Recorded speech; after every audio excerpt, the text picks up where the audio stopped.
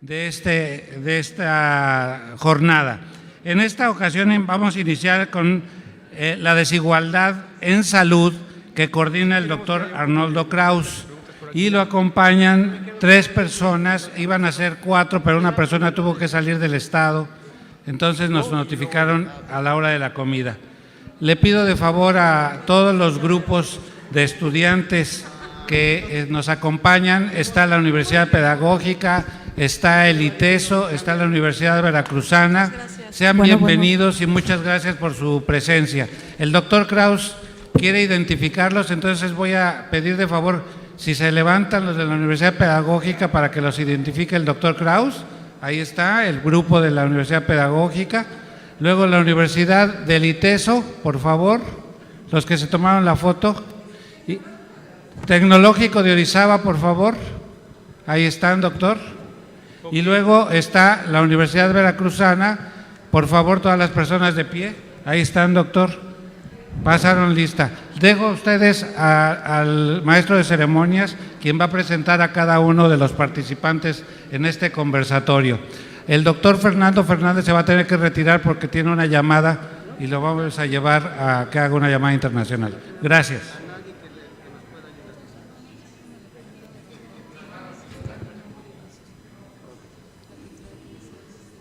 Muy buenas tardes. Voy a permitirme presentar a nuestros ponentes del día de hoy. Arnoldo Kraus es médico y ejerce la medicina privada.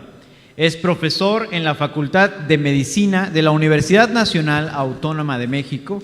Es miembro del Colegio de Bioética. Es también escritor y cada semana publica en el diario El Universal y cada mes en la revista Nexos, en donde mantiene el blog semanal Mirar los Días. En la actualidad, su interés primordial es la bioética y la ética médica. Es miembro titular del Seminario de Cultura Mexicana, para quien pido un fuerte aplauso.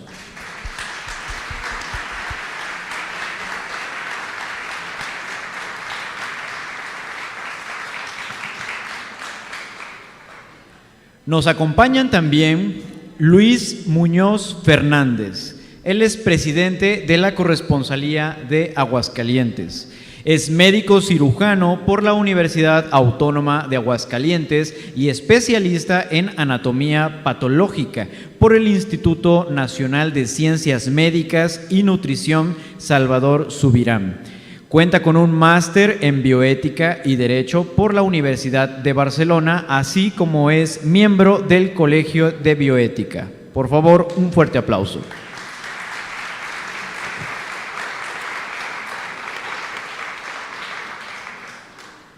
Me permito presentar también a Mónica Ríos Silva. Ella es presidenta de la Corresponsalía de Colima.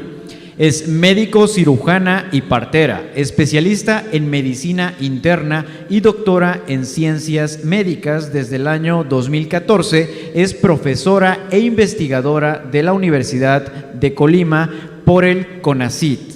Es médica adscrita al Hospital Materno Infantil del Estado de Colima. Pido un fuerte aplauso.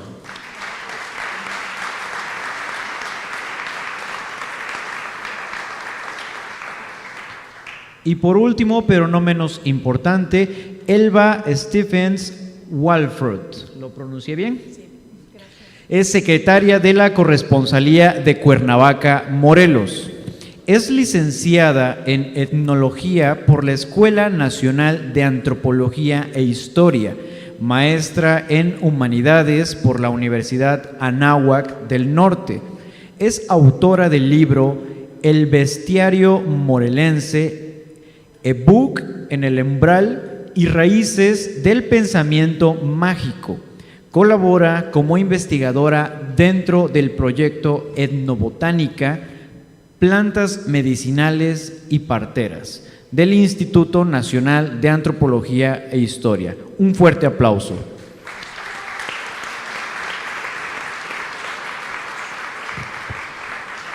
Y sin más preámbulos, damos inicio a este conversatorio. Gracias. Muchas gracias por la presentación. ¿Sí se escucha bien? Sí. espero que se escuche bien y que sea bien lo que vamos a decir los 4 ponentes también. Bueno, el tema que nos corresponde a nosotros es desigualdad en salud, tema ríspido, complicado, brutalmente real en México. Me apena y no me apena decir que este tipo de pláticas tienen que politizarse. Si no se politiza un tema así, nos pueden llevar al cadalso a los 4, o al menos a mí. Yo siempre me la paso repitiendo, en ocasiones podría parecer aburrido, que si hay un binomio realmente deleterio, canceroso, utilizo la palabra, es el de ser pobre y ser enfermo. Tenemos que pensar que en México antes de la pandemia había 50 millones de pobres o 60, depende de las estadísticas que uno lea, entre 50 y 60 millones de gente pobre o en situación de pobreza. A partir de la pandemia se calcula que se han agregado 10 millones más de gente pobre. No culpo con esto al gobierno actual del exceso de pobreza que ha habido en México, pero bueno, por supuesto es insoslayable ver la cadena de hierros, de tropiezos que ha habido en México en relación sobre todo a la cuestión económica y de ahí la necesidad de politizar este tipo de pláticas. Hace un momento platicaba con una pequeña entrevista que me hicieron, que hace como 20 años, en aquella época yo escribía en Letras Libres, entrevisté a Jesús Kumate. Él era secretario de Salud y una persona con una trayectoria muy recta. Al final de la entrevista le pregunté si tenía alguna esperanza en que se mejorase la salud en México. Su respuesta fue no. Eso fue aproximadamente hace 20 años. Y con eso regreso a lo que empecé a decir hace un par de minutos. El binomio pobreza y enfermedad es un binomio realmente deleterio, insalvable y que nos tiene sumidos en un callejón, pues esperaré que sea con salida, aunque siendo escéptico como soy, podríamos recordar que Zedillo dijo que en este país no había lugar para los escépticos, pero Zedillo no vive en México, así como ha sido la historia de nuestros pacientes que migran y regresan, llámese Calderón, llámese Carlos Salinas, etcétera. Entonces, yo prefiero ver el problema actual desde el escepticismo, porque ustedes saben que un escéptico es un optimista bien informado, es decir, partamos de ahí. Los escépticos leemos y somos optimistas y dejamos de ser porque nos informamos. Tenemos que hablar cuando hablamos de salud de varios rubros, que va a ser lo que van a hacer nuestros compañeros, un poco de esperanza de vida, otro poco de derechos humanos. La gente que no tiene salud y que es pobre continuamente se ven vulnerados y pisoteados sus derechos humanos porque tienen que decir sí a lo que quieran decir que no. Y por último, en estos rubros de salud que podría enumerar, aparte de la esperanza de vida en México, hay que saber que en México mueren 23 personas más o menos al día por hambre. Hablar de derechos humanos es importante cuando se habla de salud. La condición de vulnerabilidad hace que la gente tenga que decir sí cuando quiere decir no. Y el tercer rubro de muchos rubros es el de justicia. Un país en donde no hay justicia y no se aplica bien la justicia y no se disemina adecuadamente, pues no permite que florezca la salud. ¿Quién es responsable de todo esto? Bueno, en primer lugar es el Estado, por supuesto. La primera obligación del Estado es ofrecer salud. Les pregunto, y este correlato que estamos haciendo ahora nosotros va a ser un poco diferente a los previos. Vamos a querer la participación del público y sobre todo pediremos que no estén de acuerdo con nosotros, que nos reten a los 4, más a ellos 3 que a mí, por favor, pero sí que lo reten. Y ahora, bueno, Elba Stephens, que va a ser la primera que va a participar, nos hablará de la desigualdad de la salud a través de las parteras tradicionales del estado de Morelos. Tuve que leer el título de la ponencia porque tiene como 50 palabras. Ok, para la próxima lo haremos más corto. Pues muchas gracias, muy buenas tardes, gracias doctor. Yo quiero empezar por leer una cita de uno de mis autores favoritos, que es Jules Michelet. La naturaleza las ha hecho hechiceras Es su propio genio, su temperamento femenino. La mujer nace ya hada, se convierte en sibila, por amor en maga, por su agudeza y astucia, a menudo fantástica y bienhechora, es una bruja, hechicera, que atrae la buena suerte o por lo menos alivia las desgracias. Perdón, ¿sí se entiende o está muy bajito? Sí. ¿Está muy bajito? Ok. Bueno, la desigualdad en la salud es la suma de las diferentes desigualdades abordadas y por abordarse durante este ciclo de conversatorios, siendo las parteras tradicionales un reflejo de muchas de ellas, tema complejo de distintos tintes. Es hablar de sanadores, curanderas, migración, fe, creencias, ideologías, cosmovisión e identidad, en donde cada una de ellas tiene su propia crónica y experiencia, y las personas involucradas también difieren en su forma de pensar y actuar, así como en sus necesidades según sea su contexto. Su trabajo y tradición son una realidad sociocultural vigente, y es a través de su trabajo y de su mirada que podemos conocer la situación de diversos temas de salud por los que atraviesan ciertos sectores sociales y por doble partida, como individuos sociales y como especialistas de la salud, que nos vinculan a su vez con la comunidad, que acude a ellas y a su pensar. Considero que el trabajo de las parteras tradicionales es un ejemplo de lucha que debemos de dignificar y difundir, que dentro de él se asoma la desigualdad de la salud.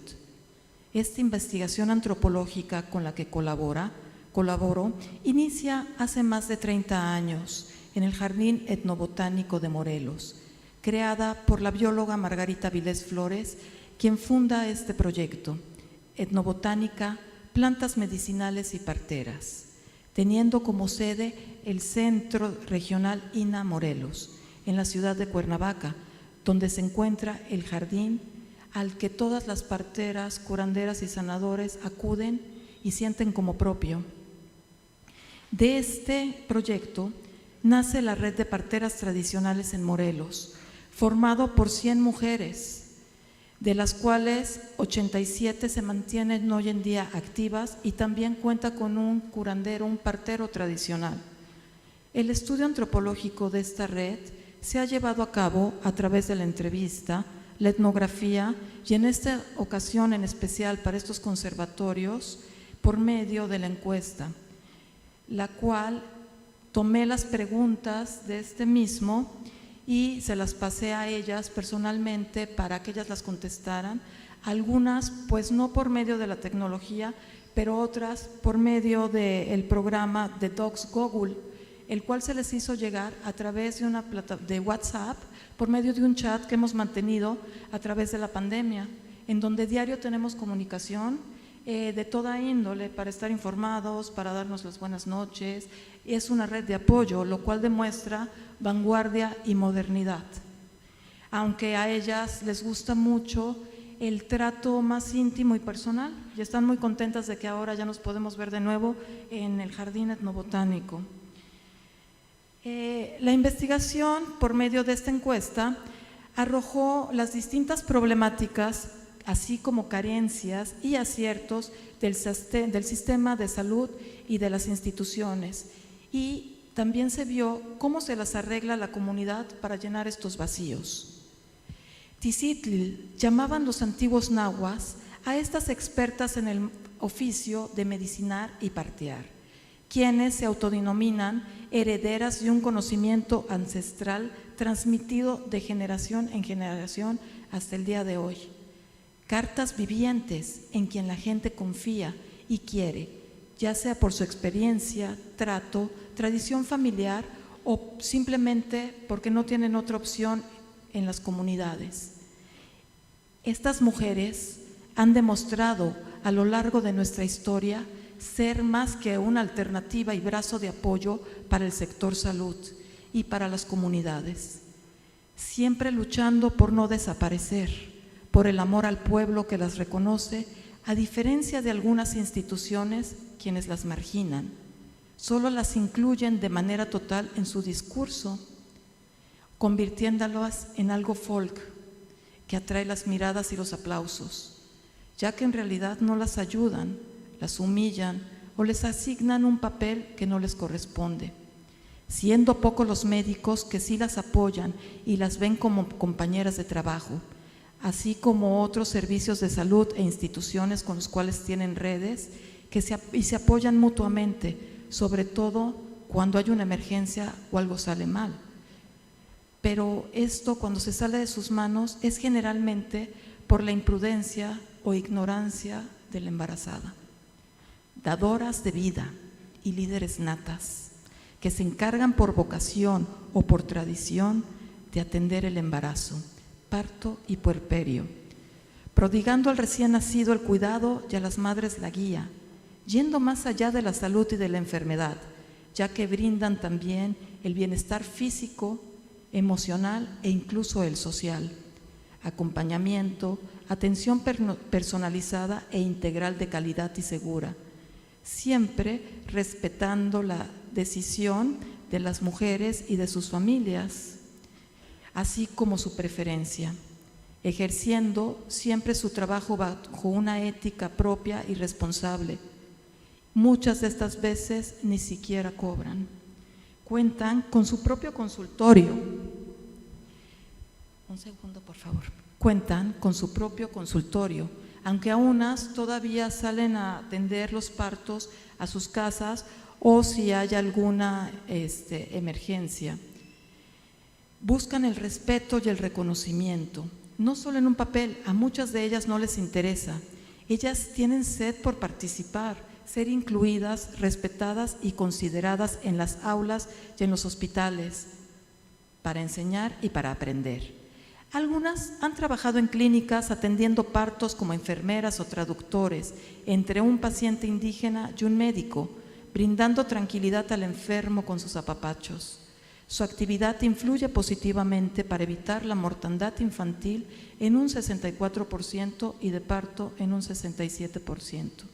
Reducen los gastos económicos, ayudando a la economía de las propias familias y las comunidades, así como a mejorar la salud integral de la familia.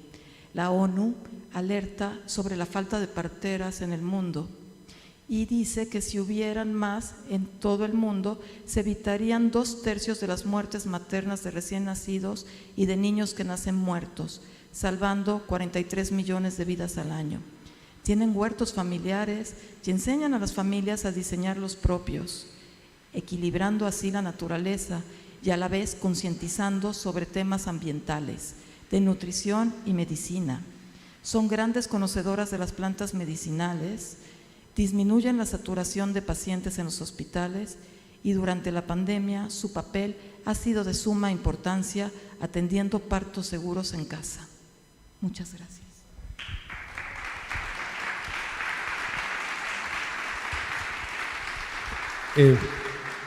Elba, antes de darle la palabra a Luis, a ver si me respondes brevemente, tú planteas varias dudas.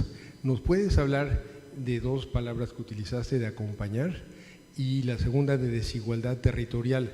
Recientemente vi una película de Ken Loach, este gran cineasta británico que denuncia lo social todo el tiempo. La película se traduciría en español Lo lamento, ¿dónde has estado?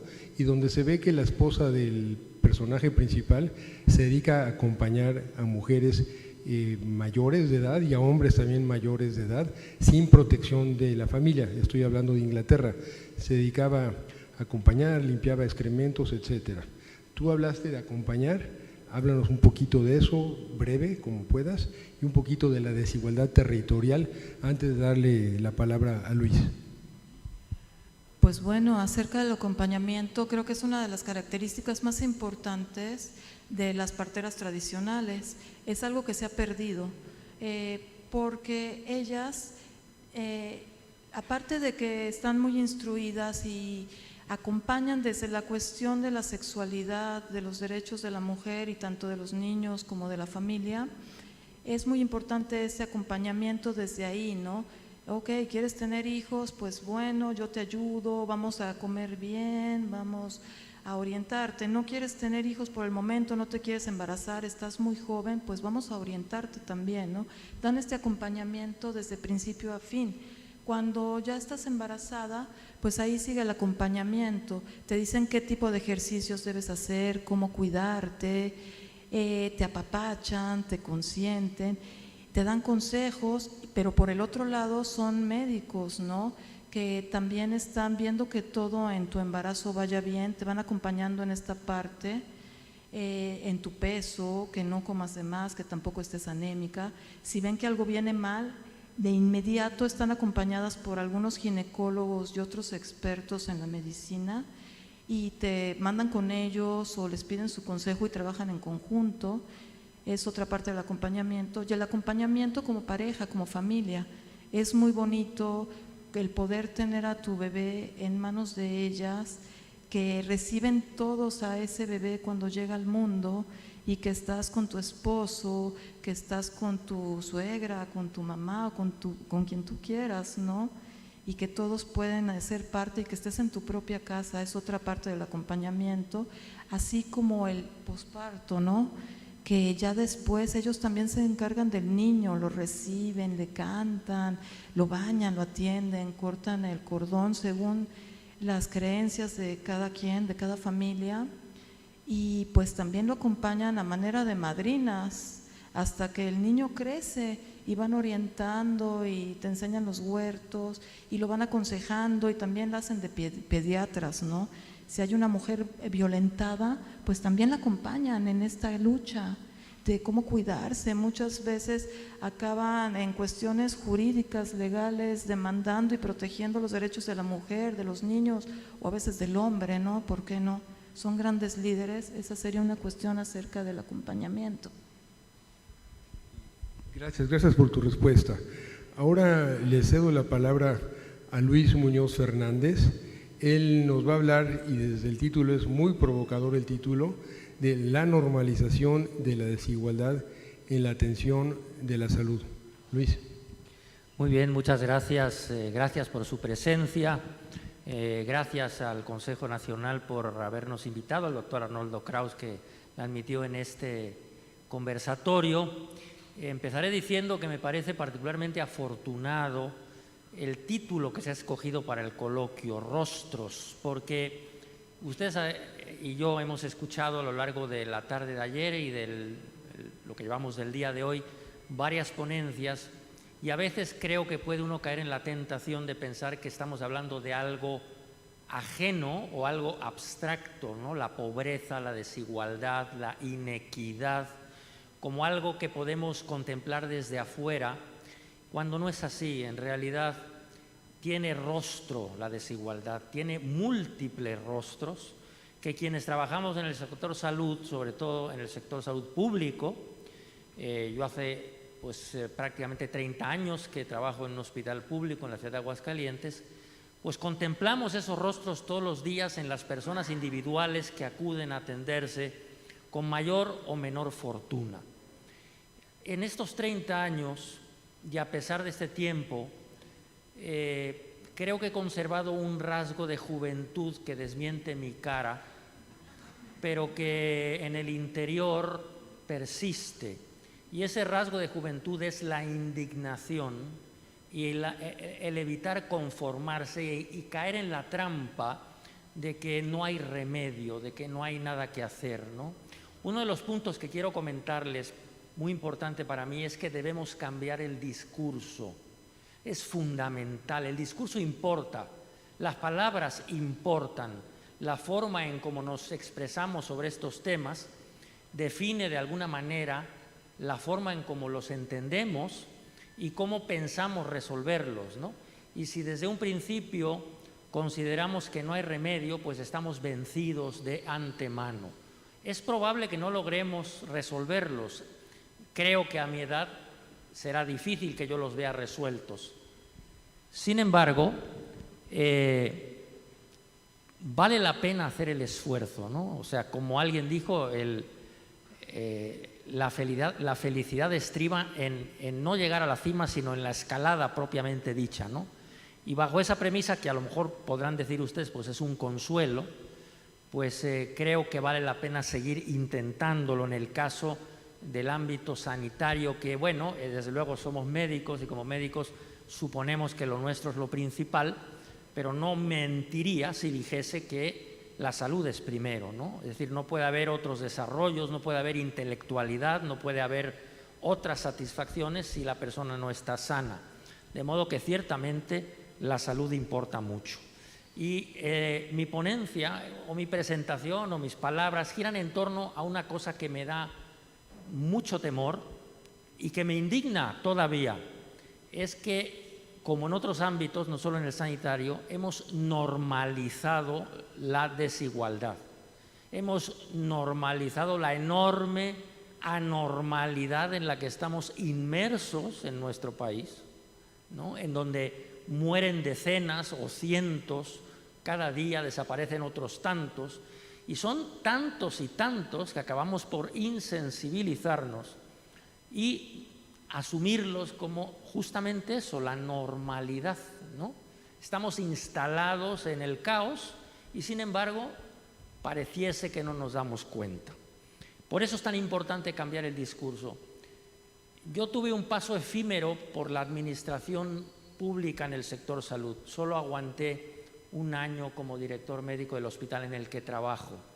Y tengo, pues como algo importante, un suceso que les quiero compartir. Y fue el hecho de que en el hospital teníamos unas maquinitas de chucherías, de comida chatarra, ¿no? Que la gente usaba para pasar el rato en tanto atendía a sus familiares, ¿no? Y normalmente el dinero que se obtenía de esas maquinitas iba a dar pues a un fondo con el que se pagaba lo que llamábamos el kit de hemodiálisis, es decir, los dispositivos necesarios para conectar a un ser humano sin función renal, de modo tal que se pudiese depurar su sangre. Esos kits en esa época costaban aproximadamente 700 pesos y con ese dinero, pues aquellos que iban llegando y no lo tenían podían conectarse a la máquina de hemodiálisis y de esa manera pues tener una especie de función renal supletoria que les ayudaba a seguir viviendo. El gobernador en turno y su esposa tuvieron la brillante idea de destinar ese dinero para la obra, digamos, social de la esposa del señor gobernador, ¿no? Y obviamente, amén de los beneficios que pudiese traer, pues era un magnífico escaparate y de lucimiento para esa persona, ¿no? Creo que eso no nos sorprende a nadie y creo que todos conocemos ejemplos parecidos. Siendo así, el secretario de Finanzas del Estado nos convocó para informarnos que a partir de cierta fecha ese dinero se destinaría a ese propósito. Y yo me trasladé a la Secretaría de Finanzas con los demás directivos del hospital y le dije a aquel funcionario: el problema de usted al ordenarnos esto es que usted no le ve la cara a la gente como nosotros se la vemos todos los días. Por eso creo que es muy importante que hablemos de los rostros de la desigualdad, porque justamente cuando uno le ve la cara a la gente ya no es tan fácil que uno se convenza de que no hay nada que hacer y que, pues mira, pues si no tienes con qué pagarte las medicinas o el estudio necesario para diagnosticar tu enfermedad, pues ni modo, así son las cosas, ¿no? Y eso es en lo que frecuentemente caemos. Por eso es tan importante evitar esta tentación de la normalización de la desigualdad en salud. En el mundo en general, no solo en México, hay una tendencia arrolladora en contra de la salud o de la sanidad pública, ¿no? Sin usar la palabra con el mismo sentido exacto que la usa todas las mañanas el señor presidente de la República, diré que en efecto vivimos en una era en donde el sistema económico hegemónico, podemos llamarlo neoliberalismo. Algunos han dudado de que exista, pero creo que hay una serie de pruebas abrumadoras de que es una realidad. Y este sistema ha visto dos cosas interesantes en la salud. Primero, un pingüe negocio. Los datos sanitarios simplemente provenientes de los expedientes electrónicos son un gran negocio que ambicionan diversos actores del ámbito económico. Y luego también han visto que la sanidad pública en general, perdón, la sanidad privada en general, sin que quiera yo contraponer una a la otra, porque como médico yo practico los dos tipos de profesión médica, tanto en el ámbito público por las mañanas como en el ámbito privado por las tardes, y no se trata de anteponerlas o contraponerlas, mejor dicho, pero sí señalar que hay una tendencia mundial a privatizar todo, ¿no? A privatizar hospitales, a privatizar todos los sistemas de salud, porque evidentemente representan una fuente importante de ingresos, ¿no? En países europeos en donde el sistema de salud es uno de los pilares de eso que ellos llaman el estado de bienestar, pues están orgullosos en general, ¿no? Pensemos, por ejemplo, en Inglaterra con su Sistema Nacional de Salud. Para ellos es un timbre de orgullo tenerlo como lo tienen. Desde luego es imperfecto como todo, pero para ellos es muy importante. En España, de alguna forma también, se ha visto que es un elemento importantísimo, y esta tendencia privatizadora ha chocado con iniciativas ciudadanas en contra de esta tendencia, ¿no? La gente, los médicos incluso han salido a la calle para defenderla, ¿no? En México, pues pareciese que la salud pública, el sistema de salud público, está muy desprestigiado, es sinónimo de ineficiencia, de ineficacia, de mala calidad, y pareciese que poco se hace al respecto, ¿no? Cuando debiera ser, creo yo, lo contrario, máxime en un país en donde una enorme cantidad de compatriotas vive sumido o sumida en la pobreza. Siendo así, deberíamos pensar que el sistema de salud público debiera de ser robusto, debiera atender las causas primarias. Desafortunadamente tenemos uno de los pilares del sistema, que es la atención primaria, la medicina de primer contacto, pues muy abandonada, muy descarriada, y además pues tenemos también pues un rezago en equipos, en cantidad de personal necesario, etcétera, etcétera. De modo tal que pues creo que esto lo tenemos muy descuidado y que no debemos conformarnos con eslóganes como estos que se dicen: las necesidades son infinitas y los recursos finitos, o hay que hacer más con menos. Yo debo confesarles, no creo en estas frases. Creo que hay recursos suficientes, muchísimos recursos, que si se administrasen mejor, alcanzarían para tener una muy buena medicina pública, para que los mexicanos nos sintiésemos orgullosos de nuestro sistema de salud y para que se atendiese a la población más necesitada con la medicina más moderna y las medidas preventivas de vanguardia. Así que no nos resignemos a normalizar la desigualdad.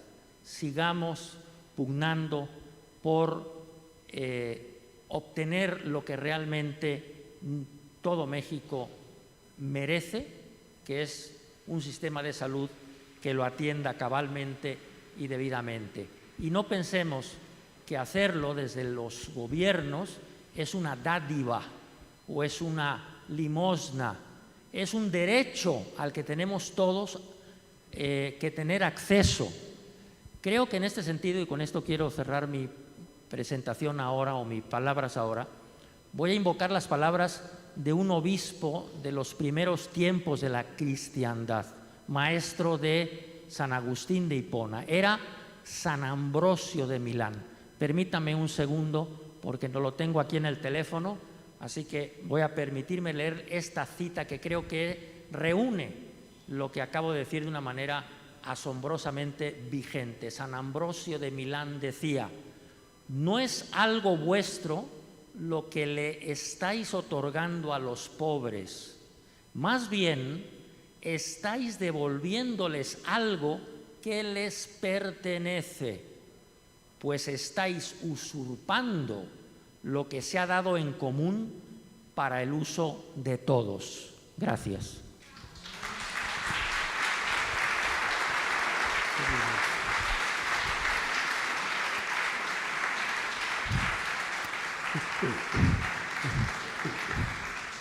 Luis, un par de preguntas. Me respondes brevemente. Y primero quiero aclararte que sí te ves joven y casi guapo también.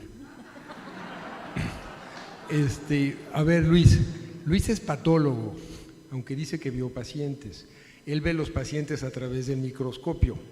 Entonces, dos preguntas, Luis. Hablaste de los rostros todo el tiempo.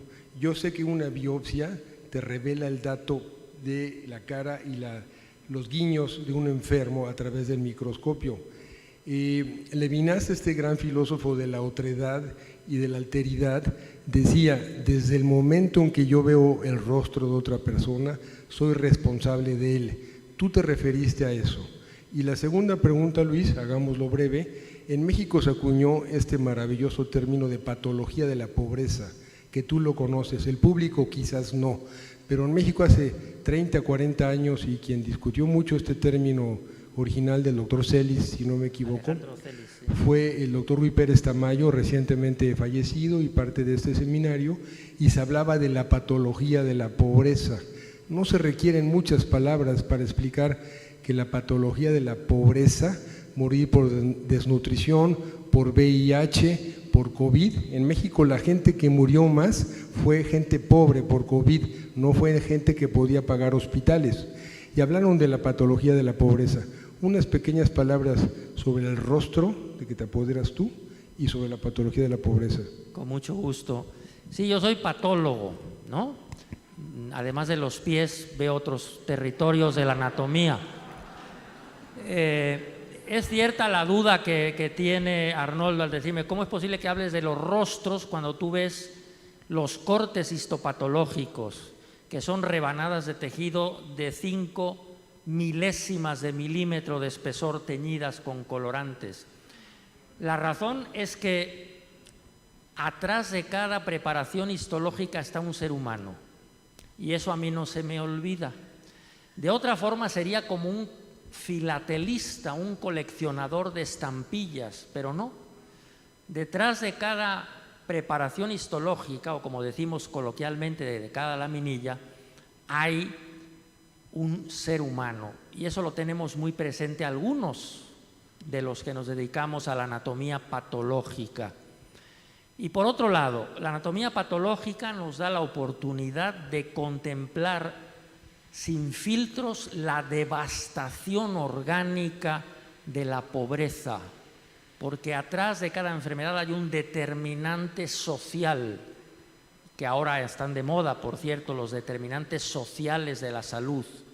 Pues bien, tras un absceso pulmonar, tras una infección por el virus de la inmunodeficiencia humana, tras una desnutrición con gusanos dentro del intestino que uno abre y todavía se retuercen a la vista asustada de esa devastación, como digo, pues a pesar de que soy patólogo y tal vez por eso me importe tanto y pueda contemplar sin filtros el rostro de la miseria expresado en esas alteraciones anatómicas.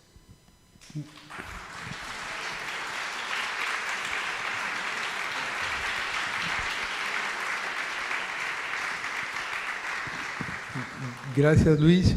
Y ahora va a cerrar con broche, pues ustedes dirán si de oro, pero sí va a cerrar muy bien Mónica Ríos Silva, que viene de Colima.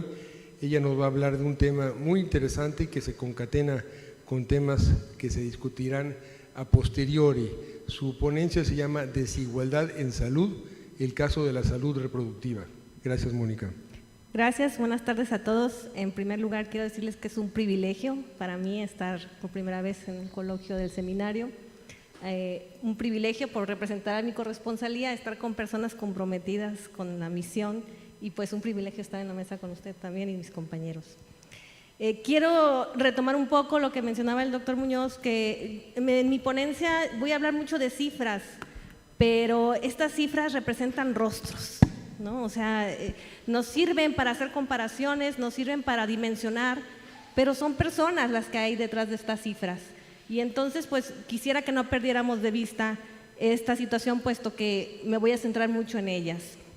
También quisiera retomar lo que se mencionaba en conversatorios anteriores sobre los distintos tipos de desigualdad y cómo al final de cuentas todos están relacionados unos con otros y finalmente e inevitablemente relacionados con la desigualdad en salud.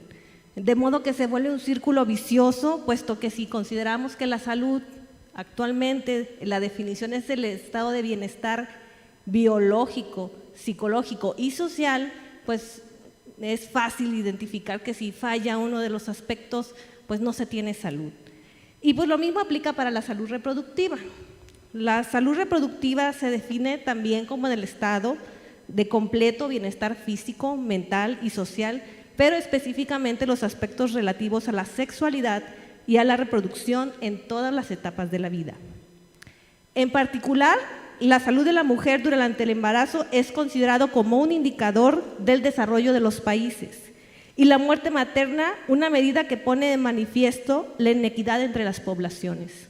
Hay muchos índices o indicadores para poder medir este problema, ¿no? Es la muerte materna. Y este indicador, el que más se usa, el que voy a mencionar, es la razón de mortalidad materna, que es el número de muertes anuales de mujeres embarazadas o que durante el parto perdieron la vida por cada 100,000 nacidos vivos. Este parámetro, este índice ha permitido comparar la calidad y el acceso a los servicios públicos de salud en las mujeres y el goce pleno del derecho a la salud reproductiva. Es importante señalar que estos índices son considerados reducibles, prevenibles. Estas muertes la mayoría de las veces son prevenibles y se puede suponer que la prevención no se da precisamente por estas desigualdades que se han comentado. Dentro de los objetivos del desarrollo sostenible, la razón de mortalidad materna está muy clara y se pretende que para el año 2030 este indicador disminuya a menos de 70 a nivel mundial, a nivel global. En la actualidad tenemos una razón de mortalidad materna global de 210 y evidentemente estas razones de mortalidad materna pues son muy diferentes en países de África, de América Latina, de Europa, pero pues digamos que en general el número es 210 y se pretende disminuir a 70. En los países de la OCDE y en México este indicador va de 8 y 33, o sea, en México está en 33. Como se mencionó anteriormente, la salud o la mortalidad materna está relacionada directamente con problemas socioeconómicos.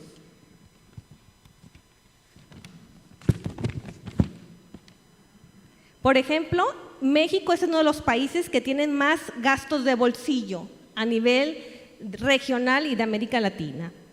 Las mujeres con ingresos más bajos versus ingresos más altos tienen una diferencia de casi el 10% de consultas prenatales suficientes o que se consideran adecuadas para un embarazo. México además se encuentra dentro de los países con tasas de cesáreas más altas, de los primeros 5, y estas cesáreas más altas lo que indica es que no se están distribuyendo adecuadamente los recursos en salud. Esta disparidad que vemos a nivel mundial, pues la encontramos también dentro de nuestro territorio, ¿no? Y hablamos o escuchamos de las diferencias territoriales y dentro del territorio mexicano, incluso dentro de los estados, podemos observar diferencias importantes en la mortalidad materna. Pisante a la Torre pone de manifiesto esta desigualdad, identificando 222 regiones político-administrativas. La Secretaría de Salud normalmente reporta la razón de mortalidad materna por estado, pero pues aquí con representantes de prácticamente todos los estados sabemos que la situación geográfica sobre todo los estados más grandes es muy diferente, representa una situación socioeconómica muy diferente en una región que en otra, en un mismo estado. Incluso en Colima, donde es un estado muy pequeño, tenemos identificado muy bien que hay municipios donde los médicos que ejercemos ahí en Colima sabemos que si vemos algo muy raro, muy complicado, es de un municipio que, bueno, no quisiera decir su nombre porque luego a lo mejor se sienten, ¿no? Pero sabemos que viene de ahí. Y todos sabemos que porque es una región donde hay una población flotante importante que va a trabajar en los cultivos. Y entonces encontramos complicaciones de salud tremendas, enfermedades que los libros dicen ya no hay, ahí sí hay. Entonces, la razón de mortalidad materna también aquí es alta. Este autor entonces dividió 222 regiones socioeconómicas, no tanto por estado, y reporta que hay 13 con alta y muy alta o extremadamente alta mortalidad materna, donde este 33 nacional que se mencionaba va de 82 hasta 160 muertes anuales por cada 100,000 nacidos vivos.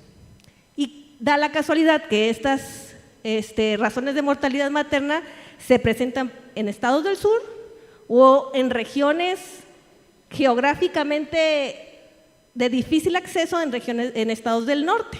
Entonces, pues vemos evidentemente la relación socioeconómica con la salud reproductiva. Bueno, COVID-19 lo que hizo fue pues solamente agudizar estas diferencias. Y como comentaba el doctor Kraus, las mujeres también más pobres fueron las que más murieron por COVID-19 durante el embarazo. Y podemos compararnos a lo mejor con otros países y nos encontramos en incrementos de mortalidad materna que en lugar de disminuirla como se tenía programado o pensado, pues COVID-19 vino a incrementarla y en México se incrementó mucho más que en la India o en Zimbabue. Este incremento se estima en un 60.1% durante el año 2020. Y los estados con incrementos más dramáticos que se reportan son Guerrero, Morelos y Chihuahua. Y nuevamente, como les decía, las pacientes con mayor vulnerabilidad social presentaron más riesgo de morir por COVID-19 durante el embarazo.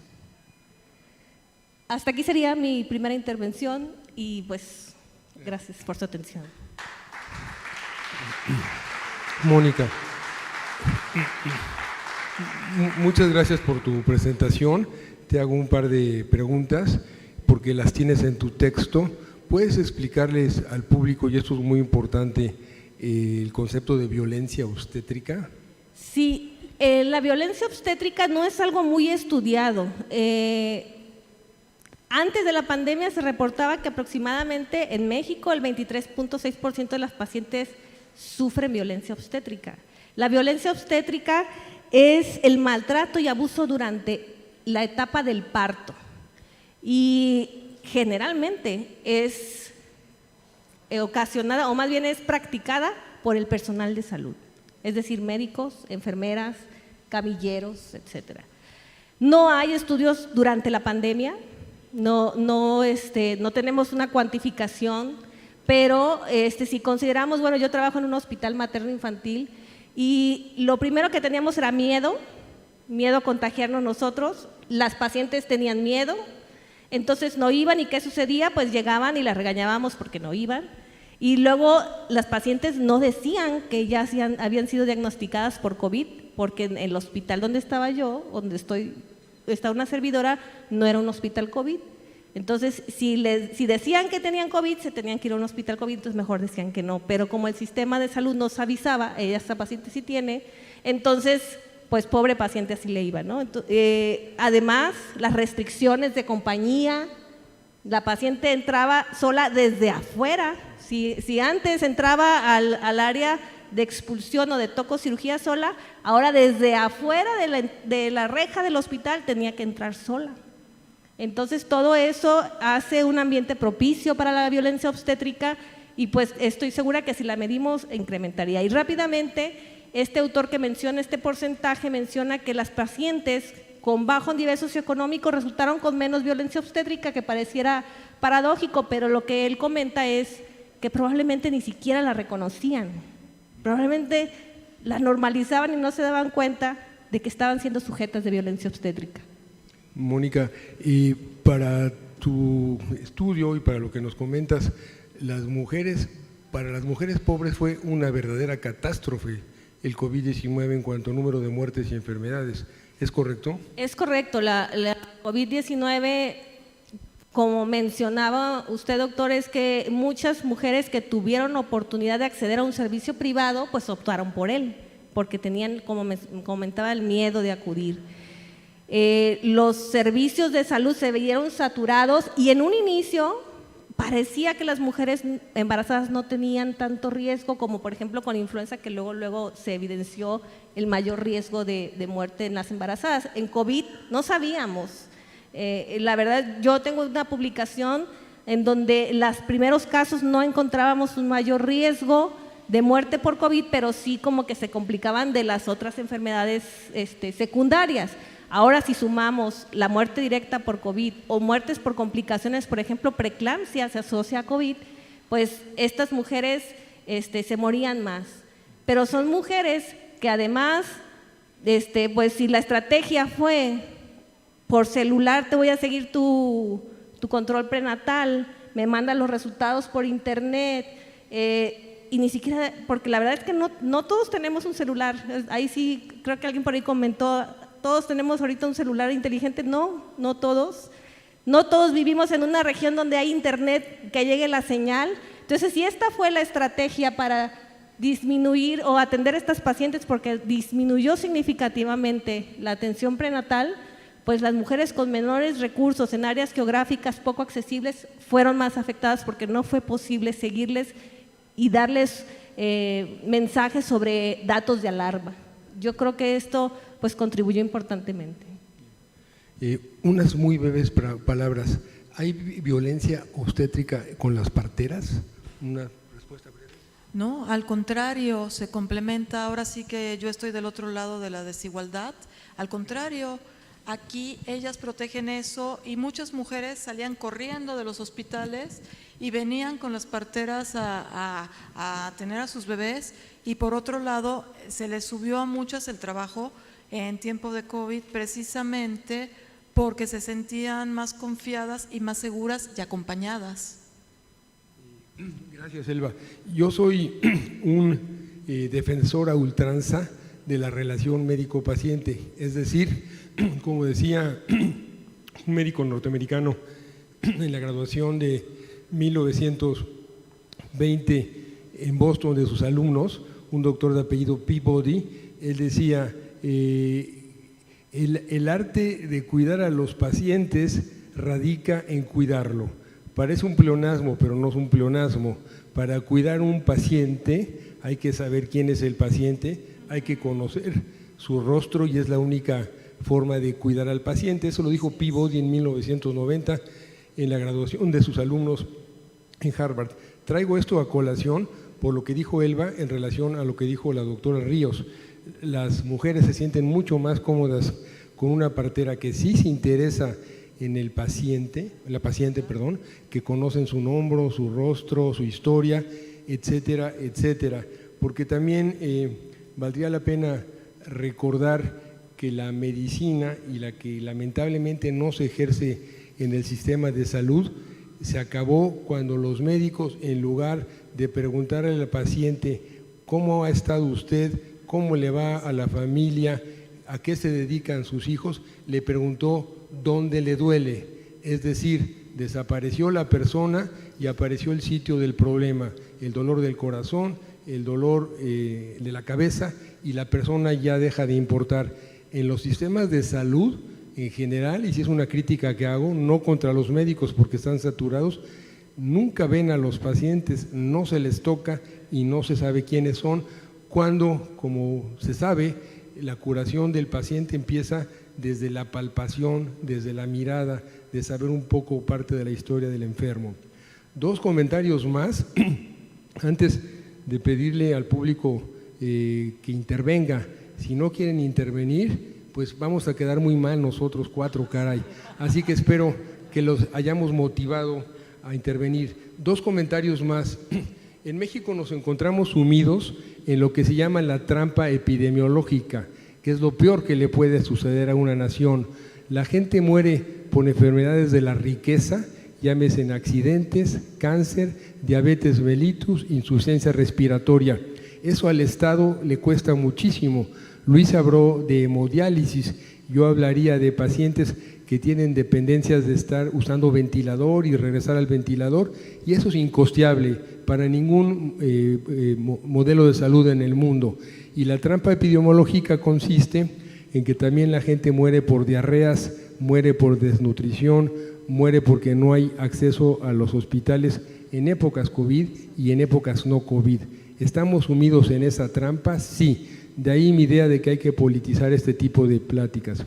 Y por el otro lado, para los que ejercemos medicina, yo durante muchos años trabajé en un instituto gubernamental, se ha acuñado el término de gastos catastróficos en salud. Los gastos catastróficos, como dice el nombre, es invertir dinero que no tiene la familia para tratar de mejorar la salud o de salvar al paciente, al padre, al esposo, y ahí la familia se endeuda a veces de por vida. Yo me acuerdo muchísimas veces cómo hacíamos cooperachas en el hospital para que lograsen llevar el cadáver de regreso o las cenizas de los pacientes. Y en esos escenarios, el de la trampa epidemiológica y el de los gastos catastróficos, nos encontramos sumidos en México. Y lamentablemente no es cierto lo que dijo López Obrador. A mí me hubiera gustado que fuese cierto, y no importa aquí si hay gente pro o en contra, yo no estoy poniendo mi posición en contra, pero él nos dijo que México tendría un sistema de salud como el de Finlandia, de Dinamarca o de Inglaterra al iniciar el sexenio. Me parece que eso no es cierto, y me parece que tampoco será cierto.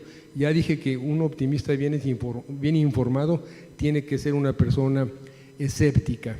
Con estos pequeños datos que dejamos, les preguntaré a mis compañeros, aunque ellos van a contestar después, si es que hay algunas intervenciones del público, si hay algunos motivos para que tengamos razones para ser optimistas en cuanto a la salud se refiere. Elba no es médica, pero vives alrededor de enfermedades, al igual que ustedes dos. Entonces, dejo en el escenario, por si alguien quiere intervenir, estos últimos problemas, la trampa epidemiológica a la que nos encontramos sometidos, los gastos catastróficos en salud, y si hay motivos o no para ser optimistas en 2022, bajo los escenarios que hemos expuesto de la inmensa pobreza. Y siendo muy crudo, si no hay dinero suficiente, no hay salud.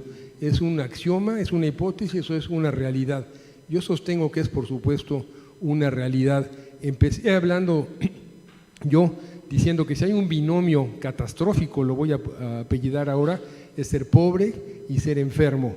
Los que hemos ejercido medicina en hospitales públicos o la siguen ejerciendo, sabemos que eso es realidad y no se necesita ser médico porque todos tienen a su lado algún enfermo que quieren ayudar y a veces es imposible ayudarle porque no hay dinero suficiente. Bueno, veo que han levantado muchas manos, o por lo menos una, pero parecen muchas, caray. Sí, les damos el micrófono. ¿Ustedes tienen? Un favor, al que pregunte nada más diga su nombre y a qué se dedica, nada más. ¿Y de qué corresponsalía también me dicen? Y género también, por favor.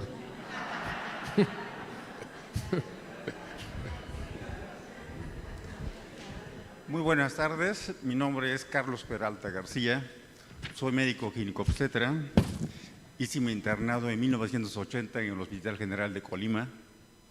Allá está el doctor Manuel Argüello Sánchez y varios maestros que me enseñaron a tener partos. Quiero poner en contexto la experiencia que me dan 40 años de ejercer y de corazón. Desde los mexicas, la partera, desde un mes antes que iban a hacer la criatura, acompañaba a la parturienta para esa serie de síntomas de molestias, de dolor de cintura, hinchazón de los pies, dolor de cabeza y el inicio del trabajo de parto, 12, 24, 36 horas. Esa compañía le daba confianza, le daba los alimentos, atendía. Y era en esencia la atención del parto. La mujer era una guerrera que entraba al parto y moría y era una guerrera. En segundo lugar, ¿qué ha pasado en la educación o en la enseñanza de la medicina? En 1900, cuando entra el Tratado de Libre Comercio, cuando se hacen las guías de práctica clínica, donde el médico tiene que asumir un protocolo y entonces la relación médico-paciente cambia de contexto. Y por otro lado, en el 94, cuando se inicia la CONAMED famosa, la Comisión Nacional de Arbitraje Médico, donde el médico es vigilado si no sigue esos lineamientos. Y entonces se crea una medicina a la defensiva que aleja totalmente el contexto médico-paciente.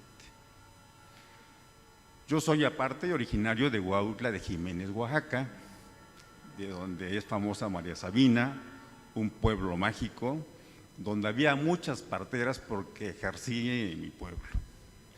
Amparito era una persona muy conocida que acudía a mí y tuvimos una relación tan cercana en la atención del parto, porque el 90% de los nacimientos hasta 1970 era por vía vaginal, por parto. Todavía cuando hice mis cursos de internado en el 1980, se aceptaba el 5% de cesáreas. Ahora estamos rebasados, nos quedamos en el 50% y más. ¿Qué es lo que pasó? Se juntaron tres consecuencias. Los hospitales crearon el puerperio de bajo riesgo porque tenían que desocuparse en las próximas 6 horas por la sobrepoblación que exigía atención. O sea, productividad. Segundo lugar, los médicos teníamos necesidad de 1, 2 o 3 trabajos. Entonces, estar 24, 48 horas con una paciente, en algunos casos, no es justificante. Y aparte, las pacientes mujeres, por alguna razón, comenzó esa inquietud de tener a su producto en las manos. Rápido, ya lo quiero tener. Puerperio bajo riesgo, médico multichambas, mujer que quiere tener su bebé pronto, obviamente entramos a la productividad de las cesáreas y ahora no sabemos cómo revertir la hemorragia obstétrica, principal causa de muerte materna. En lo particular soy promotor y soy una persona que me gusta atender el parto. Es la cosa más interesante en fisiología y en la relación médico-paciente. Y aparte, es un arte. Sí, doctor, si quiere abreviar porque hay muchas preguntas. Sí. Entonces, aparte me permití tomar la palabra que dijo usted. Sí. No contravengo, pero era una opinión que quise aprovechar de las brillantes opiniones que he escuchado. Muchas gracias. No, gracias a usted. Bueno, les pido que sean muy breves, 1 minuto o 2, porque hay muchas preguntas, por favor. Hola, Ariadne Díaz, corresponsalía Tepic. Agradecerles y felicitarles y agregaría parte del escepticismo del doctor Kraus, que son excelentes provocadores de reflexión. Y la primera pregunta es enfocada, bueno, a los 4. Este tema de la violencia obstétrica también está muy ligada a la negligencia médica. Sé de muchas mujeres que en esa crisis de esa violencia obstétrica quedaron con útero perforado y con una serie de lesiones que fueron cargando a posteridad por un maltratamiento desde las medicinas y desde este maltrato desde el primer contacto al llegar a la clínica. Y la segunda, entre esas estadísticas, aunque no lo mencionaron, el agregado aparte de esa misma violencia de mujer, en este caso la mayoría hablaba de tema de género, se sabe o tienen los datos estadísticos acerca de el agregado con las comunidades originarias, personas que no hablan español, que no se habla directamente en su idioma y que puede provocar aún más, no solo más brecha de desigualdad, sino también mucha más violencia focalizada, no solo por ser mujer, sino aparte de ser integrante de algún otro sector. Gracias. Sí, yo no, igual, no, para mí no es un sinónimo violencia obstétrica de negligencia. Puede una paciente tener una resolución perfecta de su embarazo, un parto normal, pero puede haber sufrido violencia obstétrica. O sea, durante todo el curso pudo haber sido ignorada, pudo haber sido presionada, aunque no haya tenido, pues, pensando en complicaciones ninguna. Entonces sí, habría que hacer la diferencia. Este autor que menciono ahorita, no quiero perder tiempo en buscar su nombre, me disculpo por ello, pero puedo pasar la referencia. No hay mucha información estadística, pero su hipótesis era esa, ¿no? Las pacientes con menos recursos, que no hablan español, porque sí las investigaron, resulta que tenían menos violencia obstétrica. Entonces él argumenta y dice, no, o sea, aquí lo que debe estar, o puede estar sucediendo más bien, es que no la identifican, la asumen, se resignan. Entonces que alguien con una mayor preparación se siente más empoderada de decir, óigame, no, a mí no me hable así, oiga, yo ya le dije que no quiero un método anticonceptivo. Entonces se ha visto que las mujeres que no hablan español, por ejemplo, frecuentemente hasta son sometidas a métodos anticonceptivos definitivos sin consentimiento. Y no se complica ni nada, pero eso es una violencia tremenda. Yo recuerdo cuando era interna que le decían a todas que ninguna se vaya sin método, y entonces, como te regañaban, si se iban sin método, habría que presionarlas hasta que te firmaran que sí querían. Entonces esa es violencia. Y ahora le pediré a Elba que diga rápido unas palabras. Solo quiero que recuerden lo que sucede en Guanajuato con las mujeres que están encarceladas, que se les acusa de provocarse abortos. La mayoría son indígenas, muy pobres, que no hablan el idioma, que son acusadas por médicos que yo diría que trabajan al servicio no sé de quién. ¿Y quiénes son las que están encarceladas por provocarse abortos cuando muchas veces ni se lo provocaron? Se los provocó la naturaleza o se los provocó la pobreza, y son las que están encarceladas en Guanajuato, mujeres indígenas, pobres, sin recursos, con 5 hijos en la casa. Elba, unas palabras. Muy bien, acerca de esta pregunta de la violencia, yo creo que nada más no es una violencia hacia el cuerpo, sino el tema del embarazo. Cuando se trata de comunidades, de etnias, se viven muchísimas de las desigualdades todas en conjunto, y muchísima violencia sexual, violencia de género, violencia étnica, y por ejemplo estas mujeres también muchas veces pues sus hijos son producto de una violación. Entonces, pues aquí aplica lo del aborto, ¿no? Que es todo un tema, y las parteras, pues ahí obviamente no aplican un aborto, pero sí las orientan. También, hablando de la territorialidad, pues ahora sí que cada una tiene sus propios contextos, sus propias temáticas, sus propias vivencias. Se trata de mujeres muy violentadas. De hecho, muchas veces llegan a los sectores de salud que son pocos, que no tienen los recursos muchas veces, y tampoco las reciben por ser indígenas o por ser parteras, incluso no las reciben. Entonces ellas van en muy malas condiciones, buscando a dónde, sin transportes, caminando, porque están en zonas marginadas. Esto depende de cada contexto, de cada territorio, hay muchas diferencias. Aparte, el tema de la desnutrición, de la ignorancia, de la falta de educación. Hay mujeres que pues ni saben que están embarazadas y que van con ya abortos. También hay violencia. En Morelos contábamos en algunos hospitales con traductores certificados de las lenguas indígenas. Entonces llegaba la gente del pueblo y se sentía como en casa. A ellas ya les quitaron también su trabajo, o las cambian de roles y las dejan ayudando a los médicos y pasándoles los instrumentos. El paciente indígena llega apanicado muchas veces sin conocer el idioma, o a veces, aunque hable español, no entiende lo que le dice el doctor. Aparte, pues ahora sí que coloquialmente no podemos hablar de un oso yogi cuando para ellos el oso es mítico, ¿no? Hay términos que no van a entender y tratamientos que no van a entender. Necesitan otro tema de explicación. Ahí entra la cuestión de cosmovisión y de identidad, ¿no? O sea, son miles las violencias que también se viven a diario en estos sectores, igual que los marginados, pero depende de cada contexto, de cada territorio, de enfermedades, etc. Es un tema muy complejo y de muchos tintes. Felipe, te había dicho que las cervezas quitan mejor la sed que el agua. Bueno, yo le dije a Felipe con tiempo. Buenas tardes, Alejandro Pimentel Domínguez, pediatra, director de la Facultad de Medicina de la Universidad Veracruzana en esta región.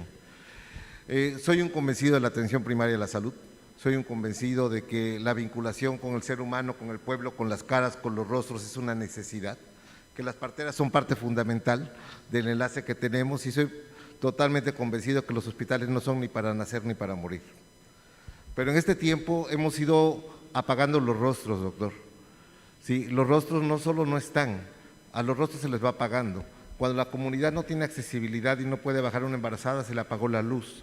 Cuando no existe el médico el fin de semana porque no hay quien sustituya y nada más está de lunes a viernes, se le apagó la luz.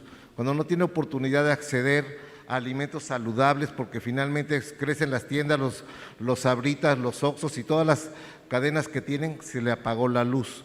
Porque cuando llega finalmente un sistema de salud sobresaturado, se le apagó la luz y no vemos los rostros.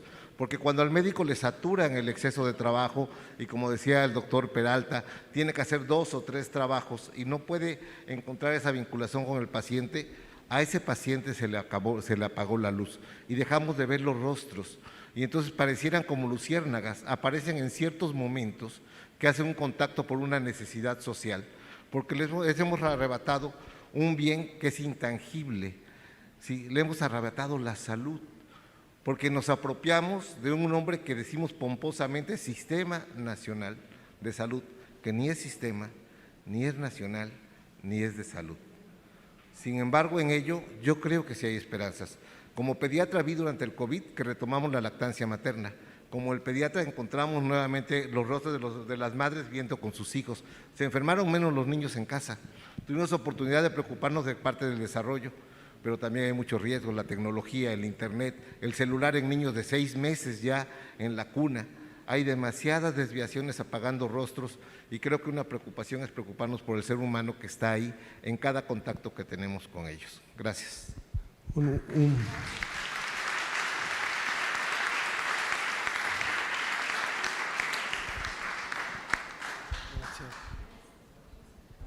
Hola, Perdón. Buenas tardes, Cecilia Buenrostro de la Corresponsalía de Celaya. No soy médico, mi trabajo no va dentro de la salud, pero sí me ha interesado mucho la cuestión de la salud natural. A través de los años, ahora sí que como experiencia, me enseñaron que en el árbol de la vida la base es la nutrición y después uno de los grandes derechos con los que contamos el ser humano es la salud. Un derecho que muchas veces no se nos considera, como decía el doctor, se vuelve a ser muy, muy costosa para cualquier enfermo y cuando alguien de nuestra familia cae en una situación delicada, no importa los gastos que se hacen para sacarlo adelante. Pero algo que me enseñaron y me llama mucho la atención es que tenemos una cultura de las plantas locales. Cada lugar tiene sus propias formas de atajar esos pequeños síntomas antes de que se vayan haciendo más y más grandes hasta que se vuelva una enfermedad incurable. Entonces, mi pregunta a los panelistas es esto: ¿en qué momento la medicina mexicana puede llegar a trascender de tomar importancia de todos esos remedios locales que se tienen, de darles esa importancia natural y poderlo ver incluso en las mismas aulas de las universidades? Eso se me hace así como muy importante porque podríamos como un paliativo a esos fenómenos tan costosos que nos llevan a que nuestra sociedad no se pueda recuperar de una enfermedad muy fuerte. Muchas gracias. Sí, en respuesta muy breve a su comentario, es verdad, en este país tenemos una enorme riqueza de medicina tradicional. El problema en parte es que no hay estudios científicos rigurosos sobre el poder terapéutico de estos productos. Si bien es verdad que la tradición nos dice que son útiles y son probadamente útiles. El gran problema es que no son negocio, y atrás de todos estos asuntos que estamos aquí hablando está la palabra negocio. El interés de las compañías va en razón de la ganancia que obtienen, no del beneficio real que se le puede brindar a la población. Entonces, aquello que no produce grandes cantidades de dinero no interesa. Muy brevemente quisiera también intervenir. Desgraciadamente en México somos un poco malinchistas. Hay mucha riqueza, hay que irse por supuesto con cautela en cuanto a plantas medicinales. Muchas están comprobadas científicamente sus usos, depende mucho de la tierra, de dónde se plantan, su poder, su fuerza, las medidas, etc., etc. Pero pues ahorita lo que está pasando, sí hay programas pilotos. Morelos también tuvo un programa piloto, es parte de este proyecto, en donde se le dio esta parte de importancia, se unieron médicos, se unieron curadores, sanadores, todos en conjuntos, y se hizo la combinación de ambos medicamentos. Sí es una situación económica de patentes muy delicada, porque pues tampoco lo puedes nada más dar así, entonces tienes que pasarlo por químicos, por muchas personas. Y pues también otro problema es que aquí nosotros no creemos en lo nuestro, lo vemos como un negocio, porque si se ponen a ver, pues sí consumimos otras marcas quizás de aromaterapia, de aceites esenciales y todo, teniendo tantas riquezas en nuestros jardines, pero los extranjeros sí vienen y lo conocen y se lo llevan, incluso la riqueza y la sabiduría de las parteras, de las curanderas, de las sanadoras, y ni siquiera les regresan nada, ¿no? O sea, ellos se lo aprovechan y se lo llevan a otros lugares. Muchas gracias. Y yo agrego algo muy brevemente antes de una pregunta más. Tienen que saber, porque otro cáncer al que estamos todos sometidos son las compañías farmacéuticas. Hay 3 grandes cánceres que son los que manejan la mayor cantidad de dinero en el mundo: la industria militar, narcotraficantes y compañías farmacéuticas. Las ganancias de muchas farmacéuticas es más que el PIB de muchos países centroamericanos o más que el PIB de muchas naciones sudafricanas. A las farmacéuticas no les interesa lo que preguntaba la compañera, porque lo que les interesa es hacer medicamentos para enfermedades crónicas, es decir, donde el enfermo viva muchos años y requiera muchos medicamentos. A eso también estamos todos sometidos. Tenemos espacio para una pregunta más. Una más, sí. Muchas gracias. Me llamo Gustavo Peterson, soy médico de consultorio, soy obrero de consultorio, como yo mismo me autonombro, no soy investigador. Trabajé 30 años en una institución, en el Seguro Social, y tengo aproximadamente 30 años de medicina particular. En primer lugar, felicitar al doctor Kraus, yo lo sigo desde hace años en el Universal. Me gusta mucho porque siempre se ancla en la atención médica, en el aspecto humano, que todos debemos llevar sopesado con la ciencia, la tecnología y la hermanada con la confianza, con la seguridad que se le debe brindar a un paciente. Eso es. Muchas gracias por hacer eso, doctor Kraus, y espero que disfrute de Orizaba. Doctor, sí. No, ahorita vamos a la cantina usted y yo. ¿Cómo no? ¿Cómo no?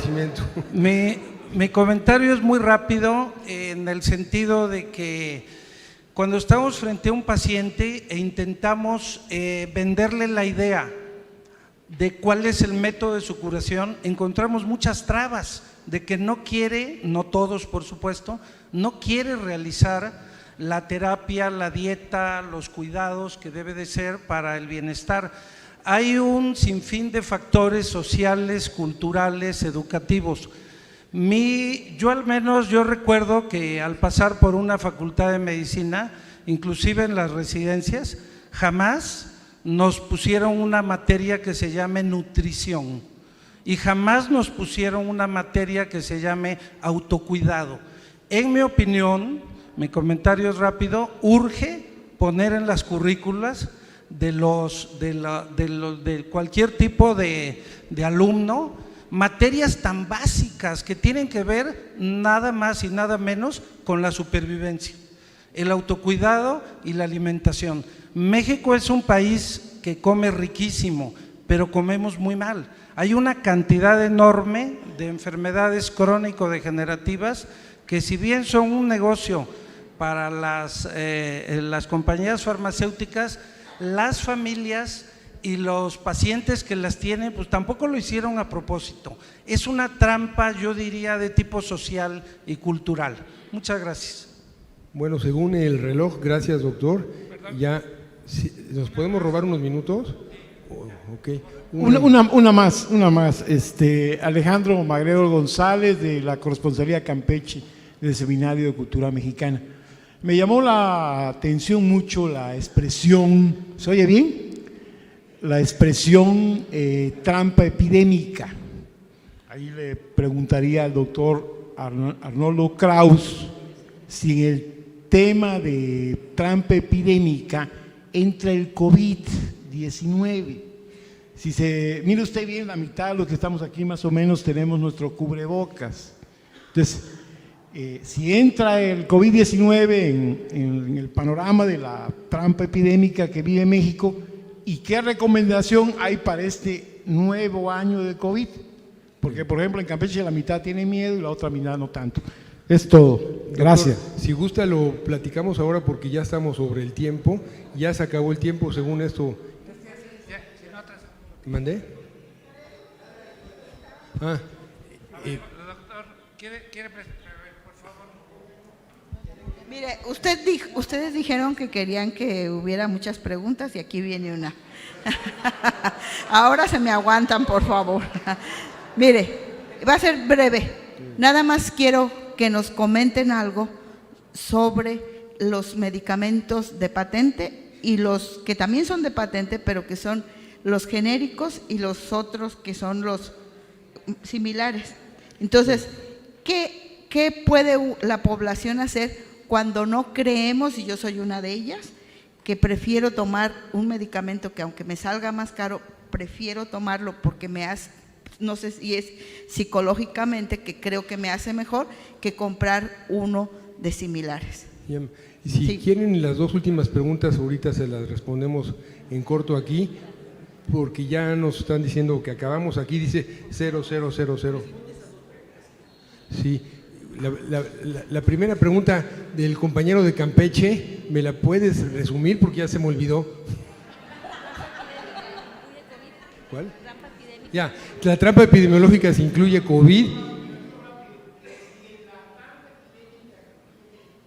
COVID.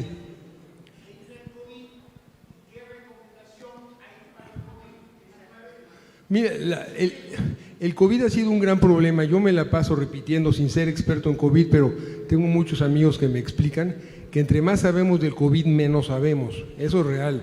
Eso lo pueden ir pensando y me parece que eso es real.